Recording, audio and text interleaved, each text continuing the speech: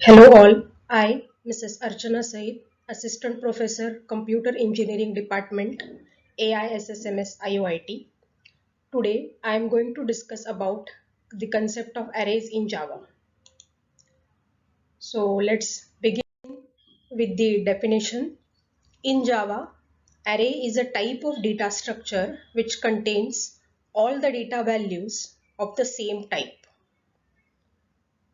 The data items that are inserted in the array are called as elements or data elements, and always the first element in an array starts with index 0.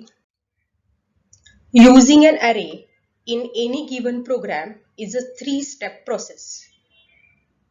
Declaration of array, constructing the array, and initializing the array.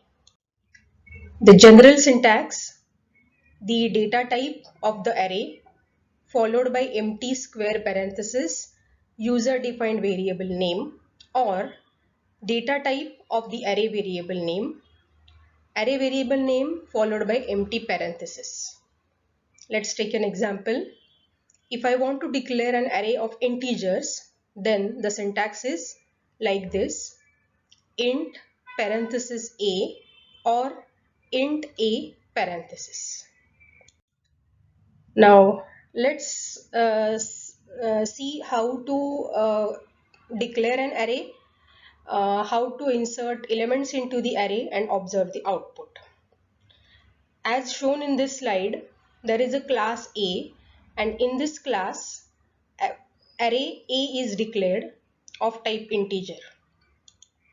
So this is array declaration. So the variable A will be created into the memory map, that is in the uh, primary memory. Now the next step is constructing an array. So A equal to new int of 5. So the 5 consecutive memory locations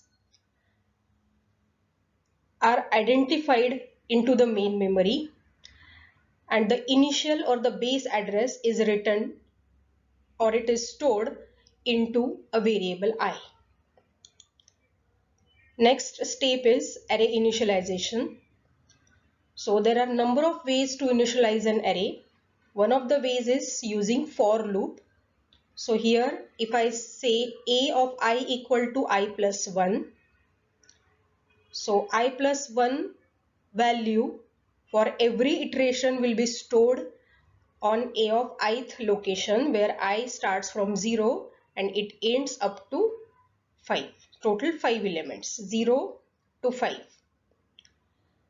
So for every iteration, a of I will store I plus 1 value.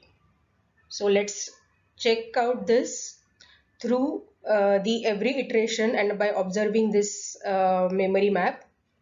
So for the first iteration, I equal to 0, so 0 plus 1, total 1 will be stored at a of 0th location. So this is 1 is stored. Now for the second iteration, 2 will be stored, for third 3, and so on. So total 5 elements will be stored into array A, which is of size 5. Now let's observe the output. So the array contents can be displayed by iterating the system.out.print statement in a for loop, and the output can be observed on the console window. That is 1, 2, 3, 4, 5.